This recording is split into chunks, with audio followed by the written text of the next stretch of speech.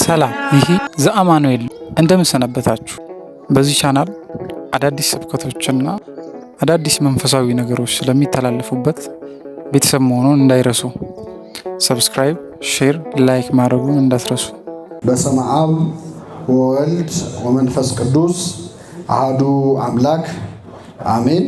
የተከበሩ አባታችን ክቡራን ዘማሪያን አገልጋዮች ሁላችሁም በእግዚአብሔር ሰላምታ እንደምናመሻችሁ አሜን። ምሕረቱን ቸርነቱን አብዝቶ እስከዚህ ሰዓት ያደረሰን በእድሜያችን ላይ የዛሬዋን ዕለት ይችን ሰዓት የጨመረልን የአባቶቻችን አምላክ ልዑለ ባሕርይ እግዚአብሔር ስሙ የተመሰገነ ይሁን። እግዚአብሔር አምላካችን እንደወደደና እንደፈቀደ መጠን በቀሪው ጊዜ በቸርነቱ እንዲያስተምረን፣ እንዲመክረን፣ እንዲገስጸን የእርሱ ቅዱስ ፈቃድ ይሁን። በሚኖረን ጊዜ በአንደኛ ቆሮንቶስ ምዕራፍ 1 ከቁጥር 22 እስከ 23 ባለው ኃይለ ቃል መነሻነት የእግዚአብሔርን ቃል እንማራለን። መቼም አይሁድ ምልክትን ይለምናሉ፣ የግሪክ ሰዎችም ጥበብን ይሻሉ። እኛ ግን የተሰቀለውን ክርስቶስን እንሰብካለን። አብረን እንበል። እኛ ግን የተሰቀለውን ክርስቶስን እንሰብካለን። በዚህ ቃል ተነስተን እንማራለን።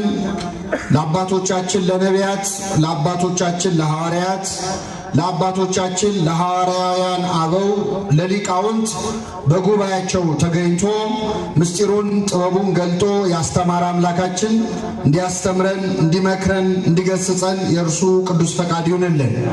ቅድም ትምህርታችንን ስንጀምር ስናማትብ እጃችንን ከፍ አድርጉ ብያችሁ ነበር አይደለም? ስናማትብ ጀምሮ ቤተክርስቲያናችን ከእያንዳንዱ ስርዓት ውስጥ ትምህርት አስቀምጣለች። አንድ ክርስቲያን፣ አንድ ኦርቶዶክሳዊ ወደ ቤተክርስቲያን ሲገባም ሲወጣም ማናቸውንም ስራ ሲጀምርም ሲፈጽምም በመስቀል ምልክት ምን ይላል? ያማትባል። ስናማትብ ስንት ጣታችንን ነው የምናወጣው? ስንት ጣታችሁን ነው የምታወጡት? አንዳንድ ሰው እንዲህ የሚል አለ አውቃለሁ፣ ግን በስርዓቱ መሰረት ስንት ጣት ነው የሚወጣው? ከዛ ይጀምራል። ቤተክርስቲያናችን ማስተማር ስትጀምር ከምናማትብበት ሰዓት ይጀምራል። ስናማትብ ጣታችንን አንዱን ወደ ላይ እናወጣለን፣ ሶስቱን ደግሞ ወዴት እናወርዳቸዋለን? ወደ ታች እናወርዳቸዋለን። በሶስቱ ጣቶች ሶስትነቱን፣ በአንዱ ጣት ደግሞ ስንትነቱን። ምስጢረ ሥላሴን ተማርን አልተማርን? ተምረናል። በቤተ ክርስቲያናችን ቅድም ስናማትብ ያስታወስኳቸው አንድ ታላቅ አባት አሉ። መምህር አካለ ወልድ ይባላሉ። መምህር አካለ ወልድ በአፄ ዮሐንስ፣ በአፄ ቴዎድሮስ እና በአፄ ምኒልክ ዘመነ መንግስት ለሶስት ነገስታት የፍትሐ ነገስት መምህርና የህግ አማካሪ ሆነው ያገለገሉ፣ ቦሩ ሜዳ በሚባል ስፍራ ትልቅ ጉባኤ የዘረጉ የመጽሐፍ መምህር፣ ቅድስና ያላቸው፣ ህይወት ያላቸው ታላቅ አባት ናቸው። በረከታቸው ይደርብን። እኛ አባት ከሌሎች ኢትዮጵያውያን ሊቃውንት ጋር በመሆን ቅድስት ሀገርን ኢየሩሳሌምን ለመጎብኘት ይሄዳሉ። ኢየሩሳሌምን እየዞሩ በዚያ ያሉትን ቅዱሳት መካናት ሁሉ ሲሳለሙ ከቆዩ በኋላ ያው በቅድስት ሀገር የኛ የኢትዮጵያውያን የሆኑ አብያተ ክርስቲያናት አሉ፣ ወደ 7 የሚሆኑ። እነዚያን ተሳልመው ደግሞ ወደ ሌሎቹ እንሂድ ብለው ወደ አርመኖቹ፣ ወደ ግሪኮቹ ይዞታ ወደሆኑ አብያተ ክርስቲያናት ይሄዳሉ። በዚያ ሄደው ሲሳለሙ እንደለመዱት አማትበው ነበረ ቤተክርስቲያኑን የተሳለሙት። እኛ ስናማትብ ስንት ጣታችንን እናወጣለን? አንድ ጣታችን። እና መምህር አካለ ወልድና እነዚህ ኢትዮጵያውያን ሊቃውንት በአንድ ጣታቸው ሲያማትቡ ያዩ በዚያ የነበሩ ሌሎች ኦርቶዶክሳውያን በጣም ተበሳጭተው ዱላ አንስተው እነዚህ ሊቃውንት እግራቸውን እያሉ አባረሯቸው። ምን ነው? ምን አጠፋን? ተሳለምን እንጂ ምን አደረግን? እንዴት እናንተ ኢትዮጵያውያን ሆናችሁ ሊያውም ኦሪየንታል አብያተ ክርስቲያናት ተብለው ከሚታወቁ አብያተ ክርስቲያናት መካከል የኢትዮጵያ ኦርቶዶክስ ተዋሕዶ ቤተክርስቲያን ልጆች ሆናችሁ እንዴት በአንድ ጣታችሁ ታማትባላችሁ አሏቸው። እነ መምህር አካለ ወልድ ታዲያ በስንት ጣታችን እናማትብ አሉ። ለካ ይገርማቸዋል። ሌሎቹ አብያተ ክርስቲያናት ሶስቱን ጣቶቻቸውን እዚህ ጋር የምታየው አውራ ጣት፣ የመሃል ጣትና ጠቋሚ ጣትን ገጥመው እንዲህ አድርገው ነው የሚሳለሙት። ሶስት ጣት ሲያደርጉ የአብ የወልድ መልሱልኝ፣ ሲገጥም ደግሞ የስንትነታቸው እንዲህ አድርገው ነው የሚያማትቡ። ስለዚህ ኢትዮጵያውያን በአንድ ጣታቸው ሲያማትቡ ሲያዩ እንዴ እናንተ ሰባሊዮሳውያን ናችሁ ወይ? በእግዚአብሔር ሶስትነት አታምኑም ወይ? በአንድነቱ ብቻ ነው ወይ የምታምኑት? እንዴት በአንድ ጣት ታማትባላችሁ ብለው በዱላ አባረሯቸው ማለት ነው። ይህ ጊዜ መምህር አካለ ወልድ ምን አሉ መሰላችሁ? በፈሊጥ ነው እንጂ በፍልጥ አይደለም አሉ። በምን አይደለም? ከፈለጋችሁ እንነጋገር ቁጭ ብለን። እኛ በእግዚአብሔር በአንድነቱ በሶስትነቱ ምን እንላለን? እናምናለን። ግን የምናማትበው በስንት ጣታችን? አንድ ጣት ቢሆንም እኮ ልብ ብላችሁ ካያችሁት ስንት አንጓ አለው ጣታችን? መልሱልኝ። ሶስት አንጓ አለው። ጣቱ አንድ መሆኑ የእግዚአብሔር የስንትነቱ፣ ሶስት መሆኑስ እንደውም በደንብ ካያችሁት አሉ የታችኛው አንጓ የእግዚአብሔር አብ ምሳሌ ነው። የመካከለኛው አንጓ የእግዚአብሔር መንፈስ ቅዱስ ምሳሌ ነው። የላይኛው አንጓ ደግሞ የእግዚአብሔር ወልድ ምሳሌ ነው አሉ። እንዴት የሚለውን ሲያብራሩ የታችኛው አንጓ ለሁለቱ ከላይ ላሉት መሰረታቸው ነው። የወልድም የመንፈስ ቅዱስም መገኛቸው ማን ነው? እግዚአብሔር አብ ነው። ስለዚህ የአብ ምሳሌ ነው። ከኔ ጋር ናችሁ? ከሶስቱ አንጓዎች አንድ ሕፃን ልጅ ገና ሲወለድ ከሶስቱ አንጓ ቀድሞ የበቀለው የትኛው? መልሱልኝ። እንደ ሸንኮራ ነው እንዲያደገው? አንድ ሕፃን ልጅ ባለ ጊዜ በተወለደ ጊዜ ሶስቱም አንጓዎች አሉ የሉ? ስለዚህ አብ ወልድ መንፈስ ቅዱስ መካከል እርስ በርስ መቀዳደም አለ የለም? አብ በነበረበት ጊዜ ሁሉ ወልድ አለ፣ ወልድ በነበረበት ጊዜ መንፈስ ቅዱስ አለ። የታችኛው የአብ ነው አሉ፣ የመካከለኛው የመንፈስ ቅዱስ ነው አሉ።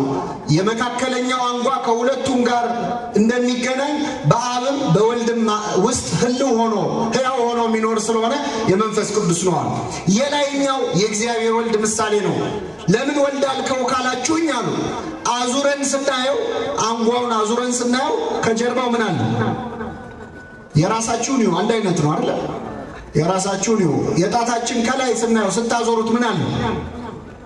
አቤት ጥፍር ለብሷል። ከሶስቱ አካል መካከልም ስጋን የለበሰው ማን ነው አሉ? እግዚአብሔር ወልድ ነው። ይህችን ቤተክርስቲያን የሰጠን አምላክ ስሙ የተመሰገነ ይሁን። እግዚአብሔር ያሳያችሁ። እንግዲህ አባቶቻችን ሌላ መጽሐፍ ሳይገልጡ ጣታቸውን ብቻ አሳይተው ማስተማር የሚችሉ ናቸው። የዚህች ቤተክርስቲያን ልጆች ስላደረገን ስሙ የተመሰገነ ይሁን። በስንት ጣታችን ነው የምናማትበው? በስመ አብ ወወልድ ወመንፈስ ቅዱስ የምንለው። ወደ ትምህርታችን እንምጣ። እኛ ግን የተሰቀለውን ክርስቶስን እንሰብካለን።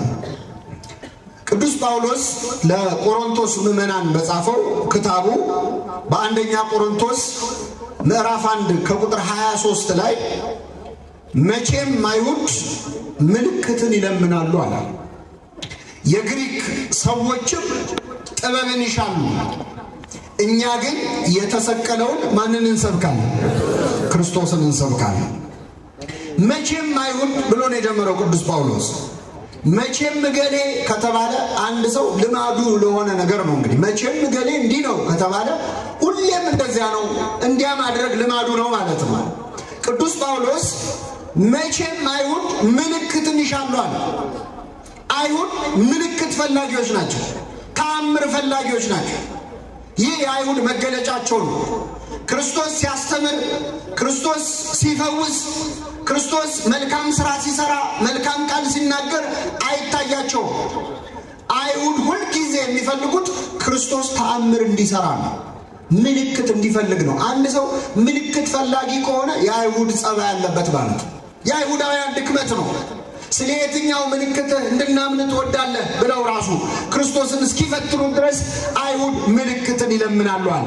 ምልክትን መፈለግ የአይሁዳውያን ጸባይ ነው። ክርስቶስ ደግሞ ምልክት አይቶ የሚያምንበትን አይወድም።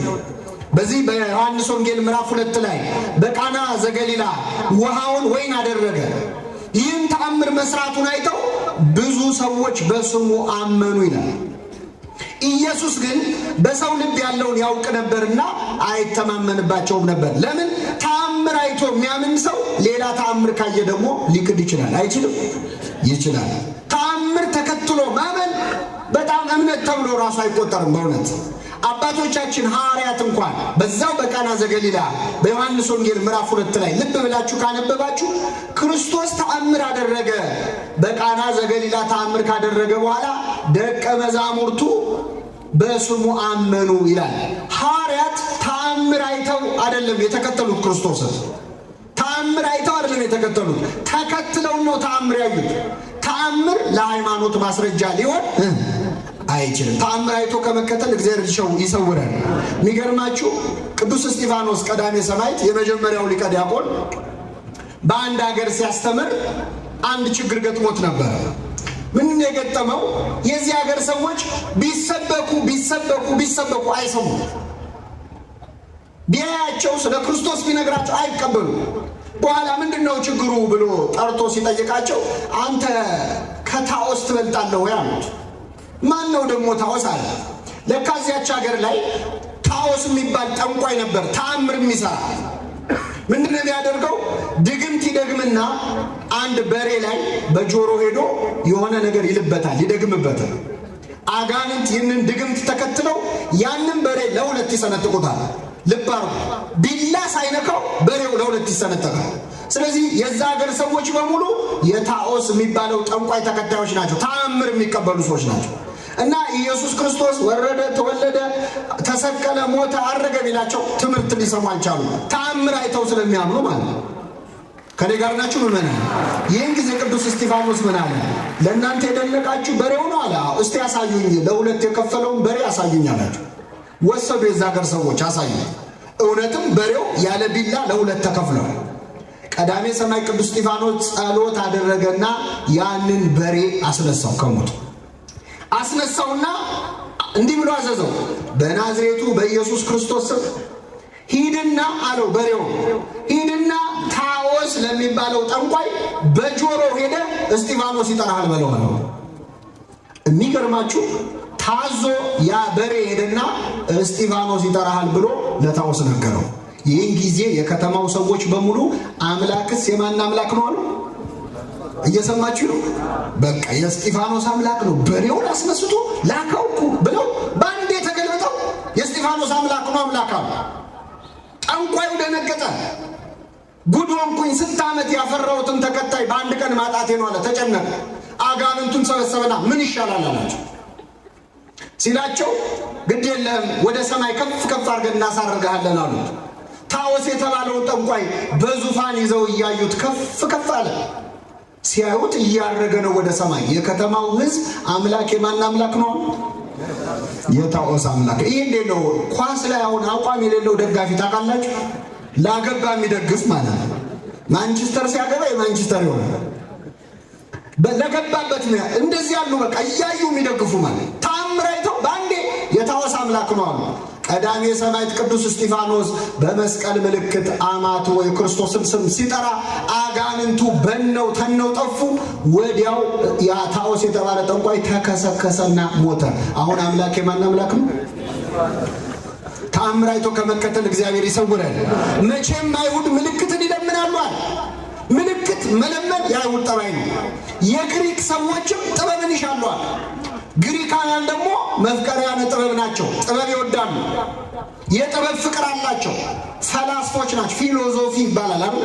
ፊሎዞፊ ማለት ፍልስፍና፣ ፊሎዞፊ ማለት ፊሊያ ፍቅር ነው፣ ሶፊያ ጥበብ ነው። ፍቅረ ጥበብ ማለት ነው። የግሪክ ሰዎች ደግሞ ጥበብ ይሻሉ። እውነት ነው። ግሪካውያን አሪዮስፋጎስ በሚባል አደባባይ እንዲህ እንደናንተ ብዙ ሆነው ተሰብስበው ሲከራከሩ ሲጨቃጨቁ ነው የሚውሉት።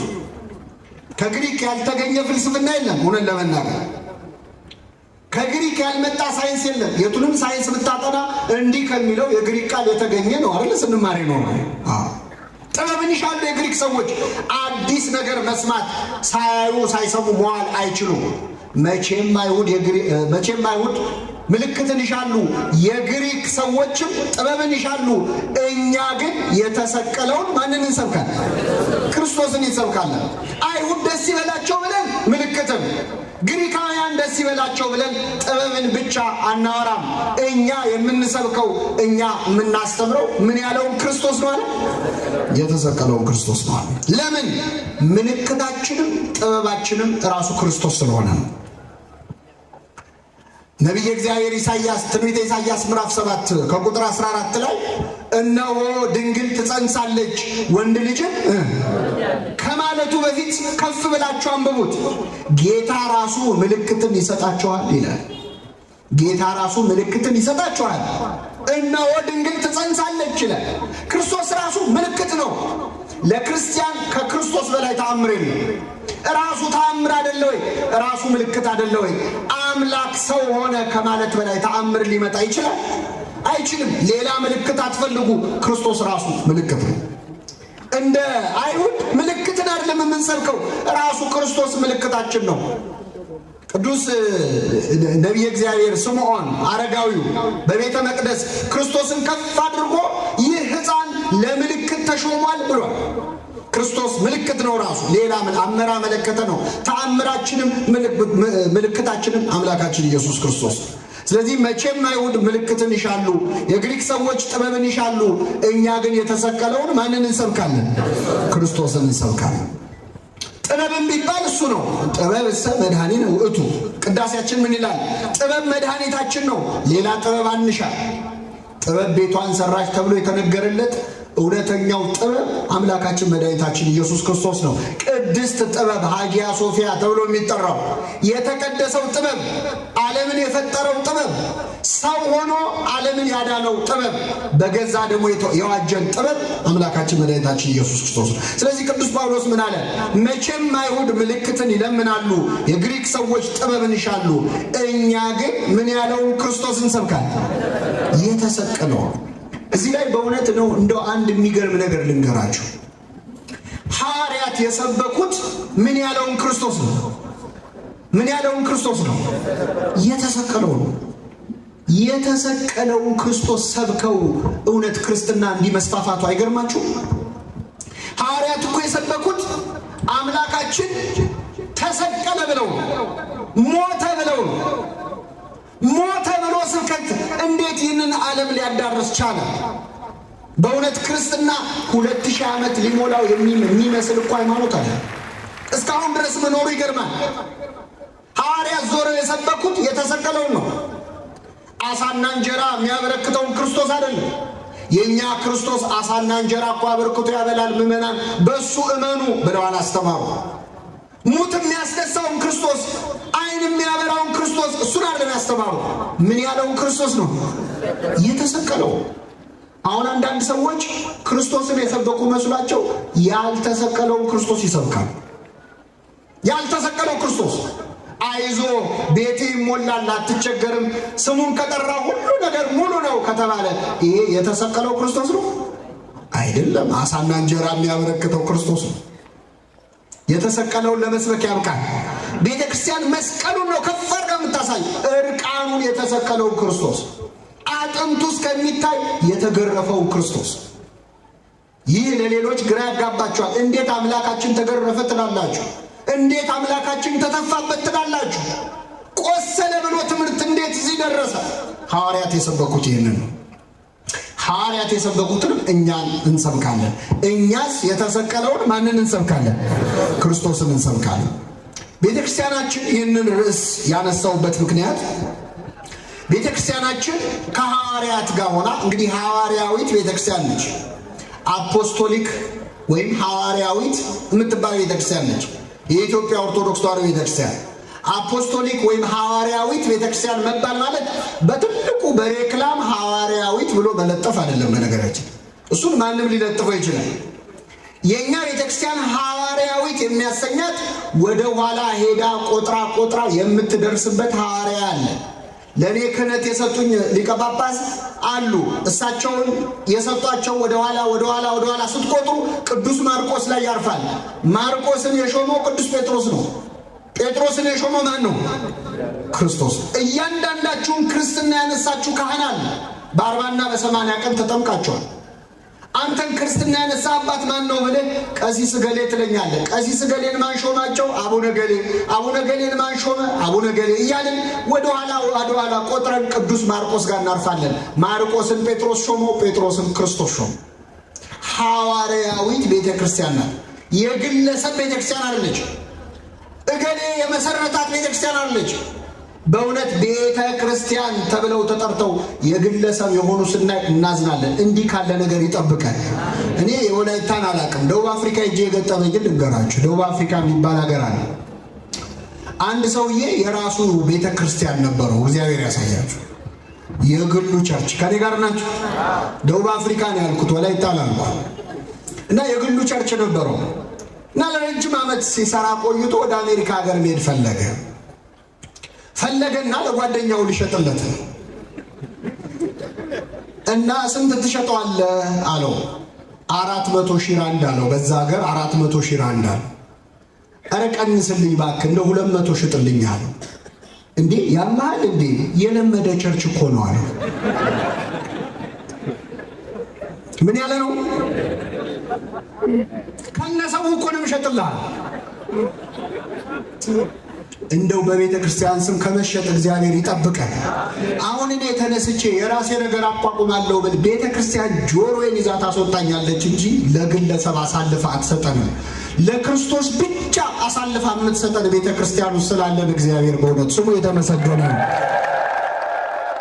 ማንም ሊገንባት የማይችል እኔ ላለው ከፍ ላለው ካልክ ችግር የለውም። ቤተ ክርስቲያን አዎ ግዛ ትለያለች። እዚህ ቦታ ላይ ከፍ ቢለው ማብቻ ነው? እግዚአብሔር ነው፣ ቅዱሳኑ ናቸው። እኛ ግን ምን ያለውን ክርስቶስ እንሰብካለን። ያን ቅንጡን ክርስቶስ አይደለም። አይዞ ችግር ይፈታል የሚለውን ክርስቶስ አይደለም። ምንም ችግር የለውም ታገኛለህ፣ ቤት ይሞላል የሚል ክርስቶስ የለም። እሱ ራሱ መች ቤቱ ተሞልቶ ያውቃል? ቤትስ ነበረው እንደ ክርስቶስ?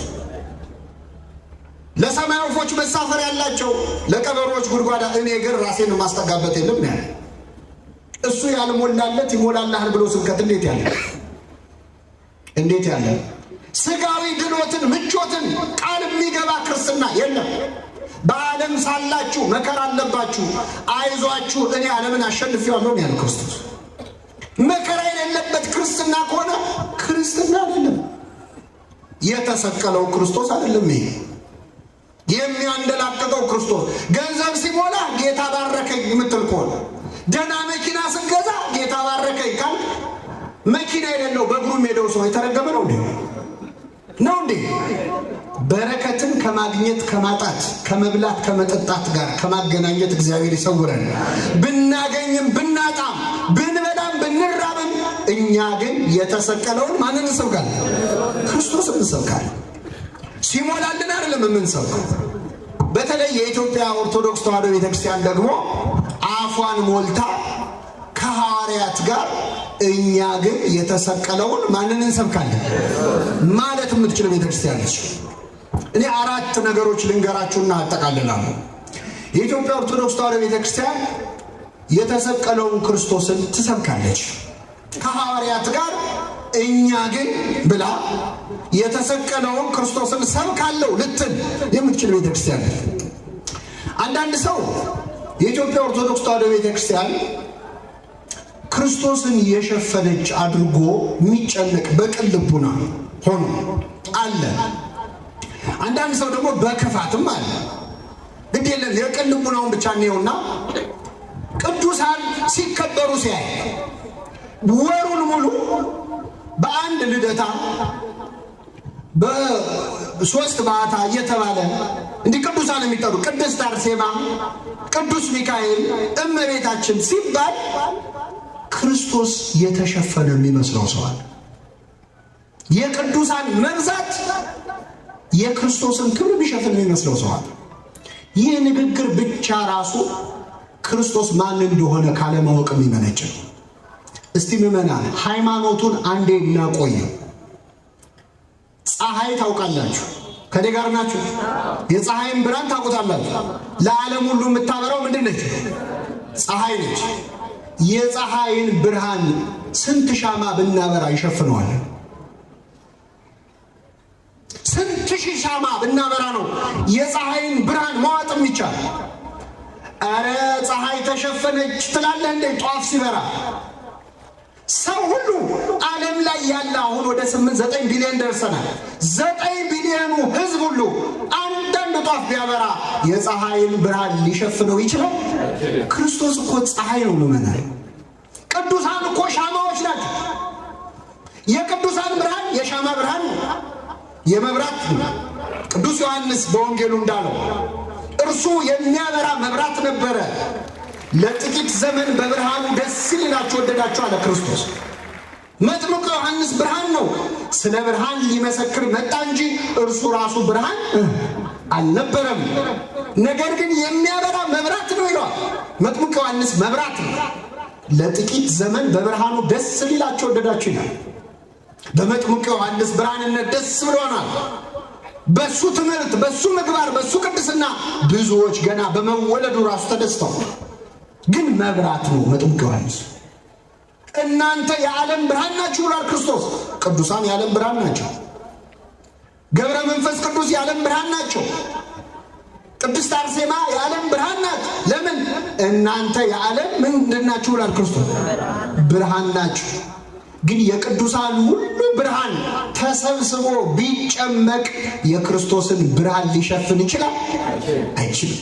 ቅዱስ ጳውሎስ በግልጽ አማርኛ ነግሮናል እኮ በቆሮንቶስ መልእክቱ ላይ የፀሐይ ክብር አንድ ነው ይላል፣ የጨረቃም ክብር ሌላ ነው፣ የከዋክብትም ክብር እንዲሁ ሌላ ነው። ከአንዱ ኮከብ ክብር የሌላው ኮከብ ክብር ምን ይላል? ይበልጣል። የፀሐይ ክብር አንድ ነው ማለት ምንድን ነው? የፀሐይ የጽድቅ የእውነተኛው ፀሐይ የክርስቶስ ክብር ስንት ነው? አንድ ነው። ማንም ሊነካው የማይችል ክብር ነው የክርስቶስ ክብር። የጨረቃም ክብር ሌላ ነው። ጨረቃ ማናት ካላችሁ እመቤታችን ናት አለ። ወላዲት አምላክ ናት። ሶሊያና ትባባሉ የለ እመቤታችን ሶሊያን ሴሊኒ ጨረቃችን ማለት ነው በግሪክ። ወላጆቿ በህልም አያቶቿ በህልም ሲያዩት ጨረቃ ሆናን ያዩት። ጨረቃም ፀሐይን ወለደች። ጨረቃ ድንግል ማርያም ናት። የፀሐይ ክርስቶስ ክብር አንድ ነው። የጨረቃ የድንግል ማርያም ክብር ሌላ ነው። የከዋክብትም ክብር ሌላ ነው። ከዋክብት የተባሉ እነማን ናቸው? ጻድቃን ናቸው። ጻድቃን በአባታቸው መንግስት እንደ ከዋክብት ይደምቃሉ ተብሎላቸው። ቅዱስ ጊዮርጊስ ኮከበ ክብር እየተባለ ከዋክብት እየተባሉ መላእክቱ ከዋክብት ናቸው። የአጥቢያ ኮከብ ተብለው ተጠርተው፣ ስለዚህ ቅዱሳን ከዋክብት ናቸው። የከዋክብት ክብር ሌላ ነው አለ። የቅዱሳን ክብራቸው ሌላ ነው። የጨረቃ ክብር ሌላ ነው። የድንግል ማርያም ክብሯ ሌላ ነው። የመጥምቁ ዮሐንስ ክብሩ ጨረቃ ነው። መጥምቁ ዮሐንስ ጨረቃ በጨለማ እንደሚያበራ በጨለማው ብሉይ ኪዳን ለጥቂት ጊዜ ያበራል። በኋላ በዮሐንስ ራእይ ምዕራፍ 12 ላይ ጨረቃ ከእግሮቿ በታች አለ የተባለ መጥምቁ ዮሐንስ ነው። በእናቱ ማኅፀን ሆኖ ለጌታና ለእናቱ የሰገደው። የጨረቃ ክብር ሌላ ነው። የፀሐይ ክብር ግን ስንት ነው አለ? አንድ ነው። የክርስቶስን ክብር የቅዱሳኑ ክብር ሊሸፍነው አይችልም። ይህን በእውነት በልቡናችን ይሳልብን። ክርስቶስ ማን እንደሆነ ካልገባ ቁጭ ብለህ ጉባኤ ላይ መዝሙር ትቆጥራለህ። 3 የቅዱሳን ተዘምሮ 1 የጌታ ከተዘመረ ጌታ 3 ለ1 እየተመራ ይመስላል። 3 ለሱ ተዘምሮ ቅዱሳን 24 ሰዓት ስለ ቅዱሳን ብናወራ ቅዱሳንን የፈጠረው ማን ነው? ያከበራቸው ማን ነው? ስለ ቅዱሳን እያወራን እንኳን የምናወራው ስለሱ። የትኛው ሰዓሊ ነው ስዕሉ ሲመሰገን የሚናደደው? እኔን ትታችሁ ስዕሌን አይልም። ቅዱሳንን የሳለ ያከበረ ከፍ ከፍ ያደረገ ማን ነው? እግዚአብሔር ክርስቶስ። እርሷ ያለ ክርስቶስ ምንም ስለሆነች ስለ ክርስቶስ የምናከብረው በዓል እንኳን እመቤታችንን ይነካል። እስቲ ልጠይቃችሁ፣ ጌታ የተወለደበት ቀን ድንግል ማርያም ምን ያደረገችበት ቀን? እየሰማችሁ ነው? ጌታ የተወለደበት ቀን ድንግል ማርያም ምን ያደረገችበት? የወለደችበት። እሱ ተወለደ ስንል እሷ ምን አለች እያለ ያው ሄደን የምንጠይቀው ማንን ነው? እመቤታችን። በእርግጥ እንኳን ማርያም ማረችሽ አንላትም አይደል? ራሷ ማርያም ነች። ጌታ የተወለደበት ቀን እሷ የወለደችበት ቀን ነው። ጌታ የሞተበት ቀን የሞተው ልጇ ነው እኮ ምመና። ለቅሶ ብንደርስ ወደ እሷ ነው የምንደርሰው። ለነገሩ ሰልስት አንደርሳትም። ምክንያቱም የእሷ ልጅ ሰልስት ሳይጠብቅ ሞትን ድል አድርጎ ምን ብሏል? ተነስቷል። በትንሣኤው ደስ ቢለን ደግሞ እንኳን ደስ አለሽ ልንል ብንፈልግ ወደ ማን ነው የምንሄደው? ወደ እመቤታችን። የጌታ በዓል ሁሉ የእመቤታችን በዓል ነው። ስለ ቅዱሳኑ ብናወራ እያወራን በጣም ይገርማቸዋል። ስለ ቅዱሳን ብቻ የሚናገሩ መጽሐፍት እንኳን ስለ እግዚአብሔር እየተናገሩ ነው። ቤታችሁ ስትገቡ ይሁን መጽሐፈ አስቴር የሚባል መጽሐፍ አለ። መጽሐፍ ቅዱስ እስቲ ቤት ገልጣም ብሎ መጽሐፈ አስቴር ላይ እግዚአብሔር የሚል ካለ ቅጣይ የለም። የእግዚአብሔር ስም የለም። ግን የሚያወራው ስለማን ነው? ስለዚህ የእግዚአብሔርን ድንቅ ስራ ነው የሚሆነው። የእግዚአብሔርን ድንቅ ስራ ነው የሚሆነው። ውዳሴ ማርያም ቤት ግቡ። ውዳሴ ማርያምን ግለጡት። ምን ብሎ ነው የሚጀምረው? ጌታ ብሎ ነው የሚጀምረው። ማን ብሎ ነው የሚጀምረው? ጌታ ልቡ ያዘነ አዳምን ያድነው ዘንድ ወደደ። ጌታ ብሎ ነው የሚጀምረው። ግን ውዳሴ ማርያም ነው። የሰኞ ውዳሴ ማርያም ላይ የድንግል ማርያም ስሟም የለም። ማክሰኞ ላይ ነው የምትመጣው። ገና የሰኞ ላይ የለችም፣ ስሟም የለም።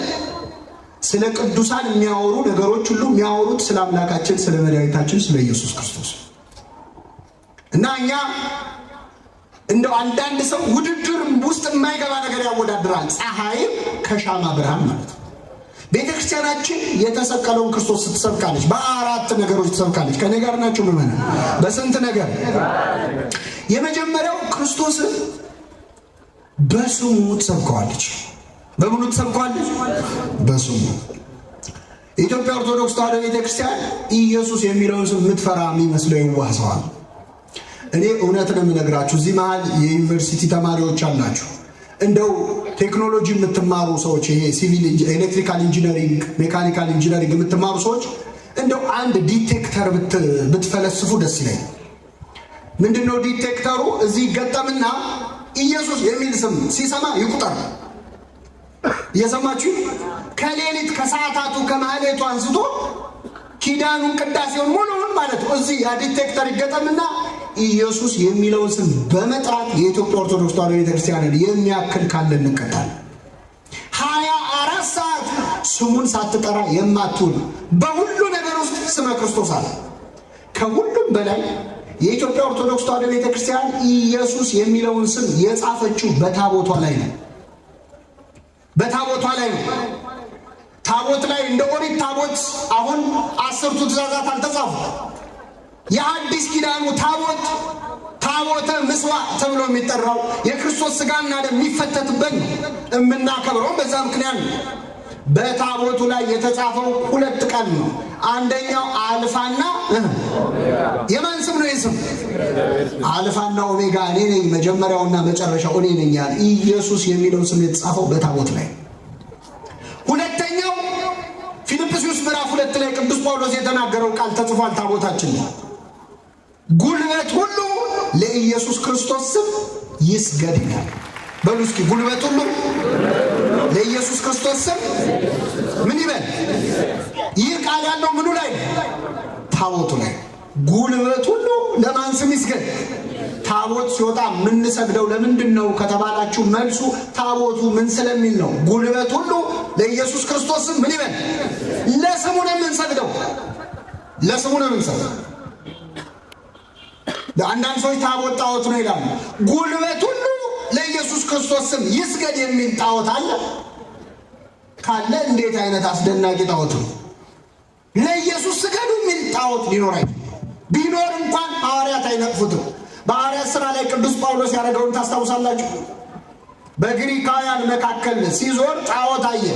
ግሪካውያን ብዙ ጣዖታትን ያመልካሉ። ብዙ አይነት ጣዖቶች አሏቸው።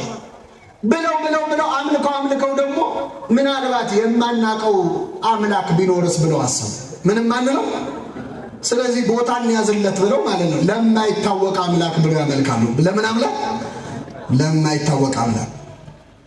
ቅዱስ ጳውሎስ ታዲያ ይችን ሲያይ ባዶ ቦታ አገኘው ብሎ ተጠቀመባት። አሪዮስፋጎስ በሚባለው አደባባይ እንዲህ እንደናንተ የግሪክ ፈላስፎች ከበውት መሃል ላይ ቆሟል ጳውሎስ።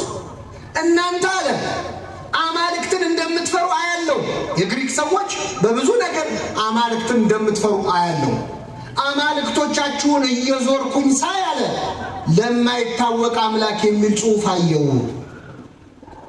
ይህ የማይታወቅ አምላክ ያላችሁት ሳታውቁት የምታመልኩት ሰማዩንና ምድሩን የፈጠረው ጌታችን መድኃኒታችን ኢየሱስ ክርስቶስ ነው ብሎ ስለ ክርስቶስ ሰበከ። ከኔ ጋር ናችሁ ምእመናን? ጳውሎስ ጣዖት ላይ ያገኘውን ቃል ይዞ ስለ ክርስቶስ አስተማረ። ቅዱስ ጳውሎስ ወደ ኢትዮጵያ ቢመጣ አሁን እስቲ ወደ ኢትዮጵያ ኦርቶዶክስ ተዋሕዶ ቤተክርስቲያን ቢመጣ ታቦት ላይ ጉልበት ሁሉ ለኢየሱስ ስም ይስገድ የሚለውን ቢያገኝ ጣዖት ነው የሚል ይመስላችኋል? የጀመረውን ስብከት ጨርሳን የጠበቀችው። ስለዚህ ቤተክርስቲያናችን በስሙ ትሰብኳለች ክርስቶስ። በቃል ብቻ አይደለም፣ ዝም ብትል ክርስቶስን መስበክ የምትችል ቤተክርስቲያን ነች። አፏ ቢያዝ እንዳትናገሪ ብትባል ስታያት በዓይንህ ክርስቶስን ታሳያለች። ጉልላቱ ላይ ያለው ምንድን ነው? ጉልላቱ ላይ ያለው ምንድን ነው? ማን የተሰቀለበት? ካህናት በእጃቸው ቢይዙ ምንድን ነው የያዙ? መስቀል ነው። ካህናት ቢጠመጥሙ የሾህ አክሊሉን ነው። መቋሚያ ይዘው ወዲህ ወዲያ እያሉ ቢዘምሩ ቢያሸረሽሙ መስቀል ተሸክሞ የተቀበለውን መከራ ነው። ከበሯን አሳይታ ክርስቶስን መስበክ ትችላለች ቤተክርስቲያን። ሰፊውን አሳይታ መለኮቱን፣ ጠባቡን አሳይታ ትስብእቱን ሰው መሆኑ። ቀይ ጨርቅ መልበሱ ዓርብ ዕለት የለበሰው ከለሜዳ ነው። እላዩ ላይ ያለው ሰንበር በግርፋት የወረደበት ሰንበር ነው። በዕቃዎቿ ብቻ የኢትዮጵያ ኦርቶዶክስ ተዋሕዶ ቤተክርስቲያን ክርስቶስን ትሰብካለች። ለምን? እኛ ግን የተሰቀለውን ማንን እንሰብካለን? ክርስቶስን። ሁለተኛው ቤተክርስቲያን ክርስቶስን የምትከተለው በእግርም በግብርም ነው። ከኔ ጋር በሉ፣ በእግርም በግብርም። ክርስቶስን ስሙን መጥራት ብቻ ክርስቶስን መከተል አይደለም። ስሙን ደጋግመህ ስለጠራ በዚያ ብቻ ትድናለህ ማለት አይደለም። እርግጥ ነው መጽሐፍ የኢየሱስን ስም የሚጠራ ሁሉ ምን ይላል? ይድናል ይላል። ከኔ ጋር በሉ፣ የኢየሱስን ስም የሚጠራ ምን ይላል? ስለዚህ ኢየሱስ የሚል ቃል እኔ 4 ኪሎ ሰርቻለሁ ወደ 5 ዓመት እና አዲስ አበባ 4 ኪሎ የሚባል ሰፈር 41 ኢየሱስ የሚባል ሰፈር አለ እና ወደ 41 ኢየሱስ የሚሄዱ ታክሲዎች 4 ኪሎ ላይ ነው የሚጠሩት። ምን እያሉ ነው የሚጠሩት? ኢየሱስ ኢየሱስ እያሉ ምን እያሉ? ስለዚህ እዛ መስመር ላይ የሰራ የታክሲ ረዳት በሙሉ ይድናል ማለት ነው። የኢየሱስን ስም የሚጠራ ምን ይላል? ስለተባለ ስሙን መጥራት ብቻ አይደለም። በሌላ ቦታ ክርስቶስ ምን ብሏል? ጌታ ሆይ የሚለኝ መንግስቴን ምን አይልም አይወርስም፣ መንግስቴን አይወርስም ይላል። ስሙን መጥራት ብቻውን አይደለም፣ ብዙ ትርጉም አለ። ቤተክርስቲያናችን በእግርም በግብርም ትከተለዋለች ክርስቶስ። ምን ማለት ነው? ክርስቶስ ጾመ ብላ ሰብካትተው ጾሟል ብላ አብራ ምን ትላለች? ትጾማል። አንዳንድ ሰዎች ክርስቶስ ጾመ የሚለውን ያውቃሉ፣ ያምናሉ፣ ግን እነሱ አይጾሙም። እንደውም አንዳንድ ደፋሮች ምን ይላሉ? ክርስቶስ ጾሞልናልና እኛ አንጾምም። ምክንያቱም እሱ የጾመው ለማን ነው? ከኔ ጋር ናችሁ? ክርስቶስ ጾሞልናል አንጾምም ካሉ በጣም ጥሩ። ክርስቶስ ምግብ በልቷል አልበላም? ምድር ላይ ያለ ምግብ በልቷል አልበላም? ስለዚህ ጾሞልናል አንጾምም ማለት ከተቻለ በልቶልናል ምናምን እንቅልፍስ አልተኛ? ተኝቷል አልተኛ? ተኝቶልናል ምናምን እንዴ? መጣው የምግቡን ብቻ ነው እንዴ? ጾሙ ሲሆን ብቻ ነው። አንዳንድ ሰው አለ ሪስክ ማኔጅመንት እኔ በጣም ይገርመኛል። አንዳንድ ሰዎች እንደው ለምቾታቸው የሚሆነውን ነው ከመጽሐፍ ቅዱስ ራሱ የሚያወጡት። ያመነ የተጠመቀ ይድናል፣ ያመኑትን እነዚህ ምልክቶች ይከተሏቸዋል ይላል። ከዛ ምን ይላል? በአዲስ ቋንቋ ወይም በልሳን ምን ይላሉ? ይናገራሉ፣ እባቡንና ጊንጡን በእጃቸው ይይዛሉ ይላል። በጣም ይገርመኛል። ብዙ ሰዎች ከዚህ ጥቅስ ውስጥ ሪስክ የሌለውን ነው የሚመርጡት። ምንድን ነው የሚለው ቃሉ? በአዲስ ቋንቋ ምን ይላል? በልሳን ይናገራሉ። ከዛ እባብና ጊንጡን ምን ይላል? ይይዛሉ። የሚገድል ነገር ቢጠጡ ምን አይላቸው? አይገላቸው። የሚገርማቸው ከዚህች ውስጥ መርጠው ልሳኗን ብቻ ነው ብዙ ሰዎች የሚጠቀሙባት። ለምን? መርዝ ጠጥቶ ሪስክ ውስጥ መግባት አይፈልጉም። የሚገድል ነገር ቢጠጡ የሚለውን አይነኩም። እባቡና ጊንጡን አይዙም። እና አቡነ አረጋዊ ግን እባብና ጊንጥ ይዘው አሳይተውናል። እና አቡነ ገብረ መንፈስ ቅዱስ ግን አውሬውን እንደ ቤት እንስሳ አልምደው አሳይተውናል። ቤተ ክርስቲያናችን ክርስቶስን በእግርም በግብርም ነው የምትከተለው። ጾመ ብላ ትጾማለች፣ ጸለየ ብላ ትጸለያለች፣ ወደቀ ብላ ልጆቿን ይዛ እየሰገደች ትወድቃለች፣ ተነሳ ብላ ትነሳለች። ጾሙ ላይ ፍስጉ ላይ ብቻ አይደለም ክርስቶስ የሚከበረው፣ ጾሙ ላይ ጭምር ነው። ክርስቶስ መናኝ ነበረ። ቤተ ክርስቲያናችን መናኞች አሏት፣ መነኮሳት አሏት፣ ባህታውያን አሏት። ክርስቶስ መናኝ ነው ብሎ መስበክ አይደለም፣ ምናኔውን ማሳየት ነው። ፍጹም ልትሆን ብትወድ ያለህን ሽጠህ ተከተለኝ ያለውን የፈጸሙ መነኮሳት አሏት ቤተ ክርስቲያን። ለክርስቶስ ያላቸው ፍቅር አንገት እስከ መስጠት ነበር። የመጀመሪያዎቹ 300 ዓመታት ላይ ክርስቲያኑ ዘመነ ሰማዕታት ላይ ብዙ ክርስቲያኖች ለክርስቶስ ብለው አንገታቸውን ሰጥተዋል። ዘመነ ሰማዕታት ሲቆም ድንገት ቤተ ክርስቲያን ሰላም ስትሆን ግን ፍቅራቸውን መግለጫ ሲያጡ ብዙዎቹ ወደ ምናኔ ነው የገቡት፣ ከኃጢአት ጋር ሊጋደሉ ማለት ነው። ስለዚህ ቤተ ክርስቲያናችን ክርስቶስን በእግርም በግብርም ትከተለዋለች። በእግርም በግብርም ትከተለዋለች ማለት ትጾማለች፣ ትጸልያለች፣ ትሰግዳለች፣ ተጋድሎ ትቀበላለች፣ መከራ ታያለች። ክርስቶስ ተሰድቧል፣ ትሰደባለች። ክርስቶስ ተተፍቶበታል፣ ይተፋባታል ቤተ ክርስቲያን። እንደዚህ ዘመን ደግሞ ቤተ ክርስቲያን የተተፋባት ዘመን አለ። በዓለም ሳላችሁ መከራ አለባችሁ ያላት የክርስቶስ ቤተ ክርስቲያን መሆኗን የምታዩት ዓለም ላይ የትም ሀገር ብትሄዱ ተመርጠው የሚሳደዱት ኦርቶዶክሳውያን ናቸው። የትም ሀገር ግብፅ ብትሉ፣ አርሜኒያ ብትሉ፣ ኢራቅ ውስጥ ራሱ ኦርቶዶክሳውያንን ለይተው ያጠቃሉ። ለምን?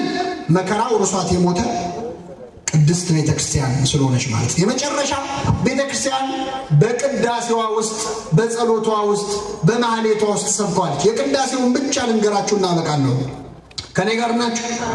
አዎ። እኛ ግን በሉ የተሰቀለውን ማንን እንሰብካለን? ክርስቶስን። ቤተ ክርስቲያናችን ቅዳሴ ስትቀድስ እንግዲህ 365ቱን ቀናት ከሰሙነ ሕማማት ውጪ ቤተክርስቲያን ቅዳሴ አስታጉላ አታውቅ። ሁሌ ትቀድሳለች። በቅዳሴዋ ደግሞ ክርስቶስን መስበክ ብቻ አይደለም፣ ክርስቶስን ትሰማዋለች፣ ክርስቶስን ታሸተዋለች፣ ክርስቶስን ትበላዋለች፣ ክርስቶስን ትጠጣዋለች። የእኛ ቤተክርስቲያን የክርስቶስን ስም የምትጠራ ብቻ አይደለችም። ክርስቶስን ጠርታ፣ ክርስቶስን ሰምታ፣ ክርስቶስን አሽትታ፣ ክርስቶስን በልታ፣ ክርስቶስን ጠጥታ ከክርስቶስ ጋር ለዘላለም የምትኖር ቤተክርስቲያን ነች። ቤተክርስቲያን ክርስቶስ አይትናት የምንለው ለዚህ ነው። አንድ ኦርቶዶክሳዊ በተለይ ስርዓተ ቅዳሴ ለማስቀደስ ወደ ቤተ መቅደስ ሲገባ አምስቱም የስሜት ሕዋሳቱ ክርስቶስን ያገኘዋል። ከኔ ጋር ናችሁ? ስናስቀድስ በጆሮአችን የቅዳሴውን ምን እንሰማለን? ዜማ እንሰማለን። በአፍንጫችንስ? አቤት አያችሁ፣ የእኛ ቤተ ክርስቲያን ሰው አይኑን ጨፍኖ ጆሮውን ደፍኖ ቢመጣ በአፍንጫው የሚለያት ቤተ ክርስቲያን ነው። በአፍንጫው ብቻ። የዕጣኑ መዓዛ ክርስቶስ ነው። ራሱን ለአባቱ የተወደደ ዕጣን አድርጎ ያቀረበ አምላካችን ኢየሱስ ክርስቶስ። ስለዚህ በዕጣኑ መዓዛ በአፍንጫዋ ታመልከዋለች። በጆሮዋ ዜማውን፣ በአፍንጫዋ ዕጣኑን። በምላሱ የቻለ ቅዳሴ ጠበል ይጠጣል፣ ያልቻለ የክርስቶስን ሥጋና ደም ምን ይላል? ይቀበላል። መጨረሻ ወንጌል አምጥታ ለእያንዳንዳችን ታሳልመናለች። እንሳለማለን ሁላችን። ካህኑም በእጃቸው መጥተው ይባርኩናል። አምስቱም የስሜት ሕዋሳት ክርስቶስን የሚያመልኩባት ቤተክርስቲያን ናት። ስለዚህ ክርስቶስን በልታ ጠጥታ አሽትታ በሁለንተናዋ ክርስቶስን ገልጻ የምትኖር ቤተክርስቲያን ነች። የመጨረሻው ነጥብ በቅዳሴው ላይ አስተውለህ ዝም ብለህ እንግዲህ እዚህ መሃል ብዙ ወጣቶች አላችሁ። ቅዳሴ የማታስቀድስ ከሆነ ቤተክርስቲያንን ለማወቅ አትችልም። እዚህ ያላችሁ ወጣቶች ይህንን ማወቅ አለባችሁ። አንዳንድ ሰው ቤተክርስቲያንን አይቻታል፣ ኦርቶዶክስን አይቻታል ይላል። ማየት ጥሩ ነው። መቼ አወቃት?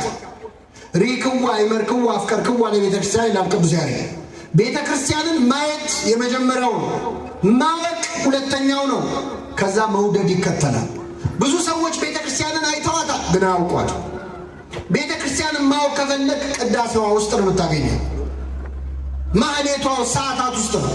ቅዳሴውን በተለይ ደግሞ ልብ ብላችሁ ካያችሁ ክርስቶስ ተወልዶ እስኪያርግ ድረስ ያለውን የህይወት ታሪክ ቅዳሴ በተቀደሰ ጊዜ ሁሉ ትፈጽመዋለች።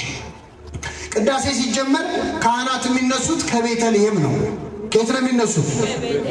ከቤተልሔም ነው። ቤተልሔም ጌታ ምን ያደረገበት ነው? የተወለደ። ስለዚህ ቅዳሴ ተጀመረ ማለት ክርስቶስ ተወለደ ማለት ነው። ቅዳሴ ሲጀመር ጌታ ተወለደ ማለት ነው። ከቤተልሔም አንስተው ካህናት በመሶበ ወርቁ ህብስቱን በጽዋ ወይኑን አድርገው ወደ ቤተ መቅደስ የሚያደርጉ ጉዞ ክርስቶስ ከቤተልሔም እስከ ቀራንዮ የተጓዘው ጉዞ ምሳሌ ነው። ቀራንዮ ድረስ ያለው ጉዞ። ቅዳሴው ተጀመረ ማለት ክርስቶስ ተሰቀለ ማለት ነው። አሁን መስቀል ላይ ነው።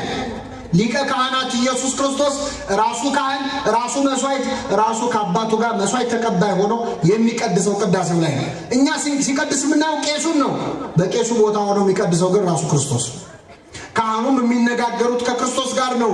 ጌታዬ መድኃኒቴ ኢየሱስ ክርስቶስ ሊቀ ካህናት ይህንን ህብስት ባርከው፣ ይህንን ጽዋ አክብረው፣ ሁለቱንም አንጻቸው እያሉ ቄሱ የሚነጋገሩት ከካህናት አለቃ ከክርስቶስ ጋር።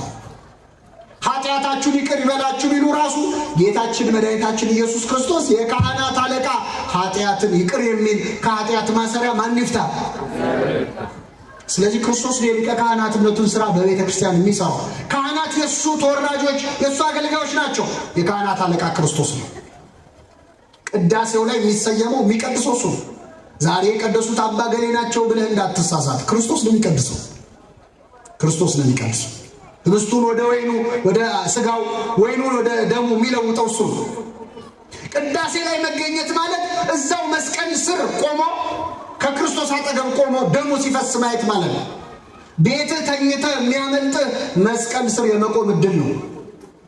ቅዳሴ ማስቀደስ ማለት ከጌታ አጠገብ መቆም ማለት፣ ቤተልሔም መገኘት ማለት። እኔ አንድ ጊዜ የዛሬ ስንት ዓመት ጀርመን የሚባል ሀገር ለአገልግሎት ሄጄ የክርስቶስ ቀሚስ እዚህ ሀገር ነው ያለው አለኝ አንድ ልጅ።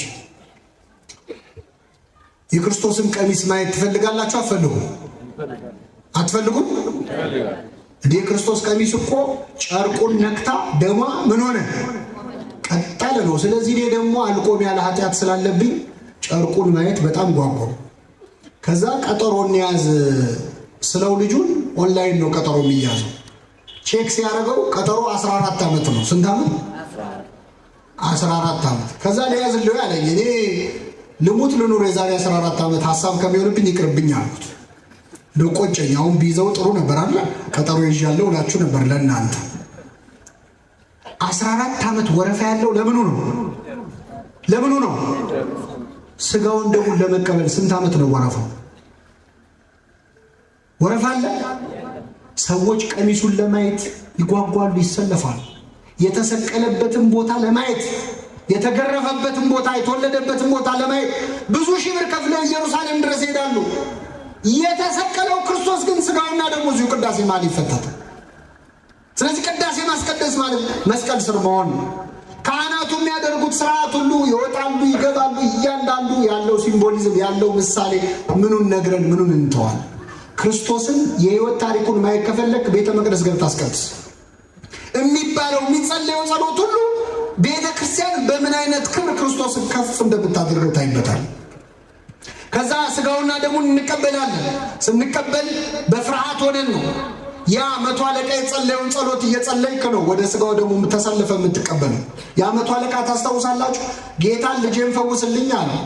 እሺ ብሎ ጌታ ሊመጣ ሲል እንዳትመጣ ቤት ያለ ቃል ብቻ ተናገር ልጄ ምን ይላል? ይድናል። ይደልወኒ ከመ አንተ ትባት አይጠጠፈረ ቤቴ፣ ከቤቴ ጣራ በታች እንድትገባ አይገባኝም አለ።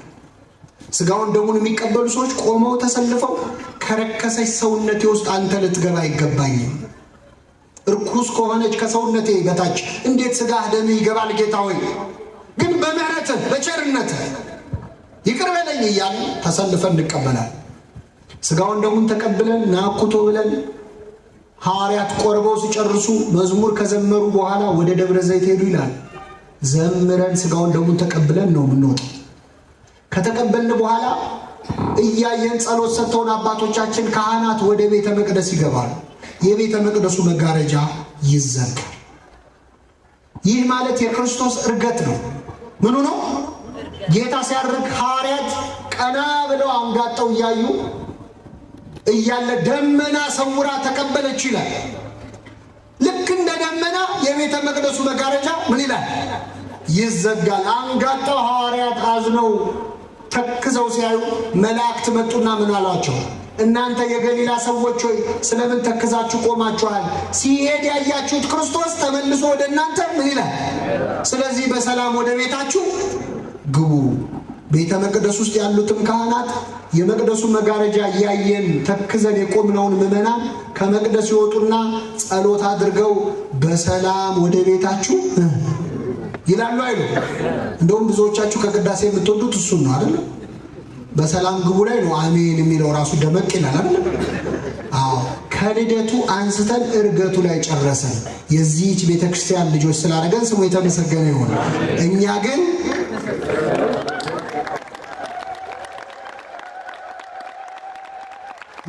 በሉ የተሰቀለውን ክርስቶስን እንሰብካለን። የሰማነውን በልቡናችን ያሳድረን። ቤተሰብ ስለሆኑ እናመሰግናለን።